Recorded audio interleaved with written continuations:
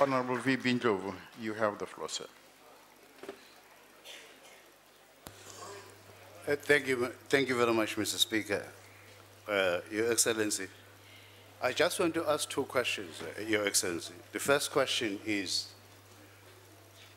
ngesikhathi kukhulunywa nge-standby force, was there any time frame given to the countries that they should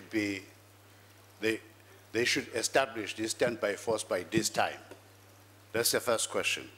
I'm asking this question, Chairperson, through you, Mr. Speaker, because you said, Mr. President, negotiation this side, the coups or the fight is starting on the other side and so on and so forth. There are so many people involved.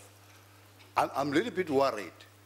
People will negotiate while the others are brewing the fight on the other side.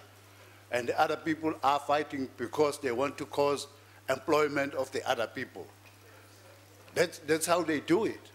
You fight because you want to employ your soldiers to do something for somewhere else and so on and so forth.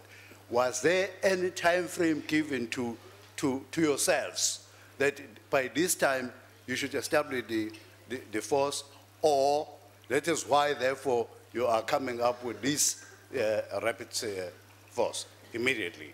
And at the end of the day, how will this force be dismantled when the standby force has already taken on? Thanks. The Honorable President.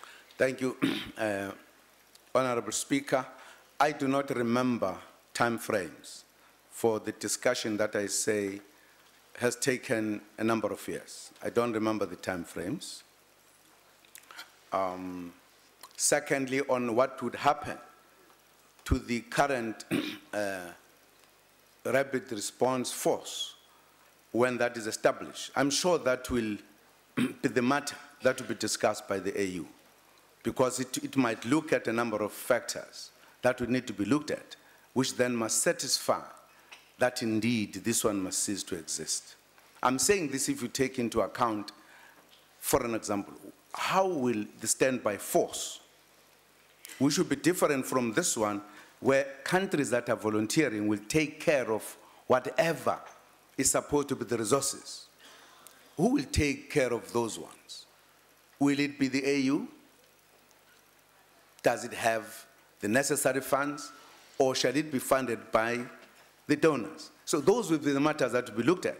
Because if the AU did not have the money, and it depended on the donors, if the donors were not happy with whatever operation, what would they say? So those are the matters which should be taken into account. Maybe at that time, the AU would have been saying, as countries, let us budget for the standby force, and therefore it will have the resources. Then the conclusion about the current one would take a different direction. So that would be dependent, I think, at a level and time when the decision is taken about the standby force, as to what happens to one that would be existing. Thank you, Honorable Speaker.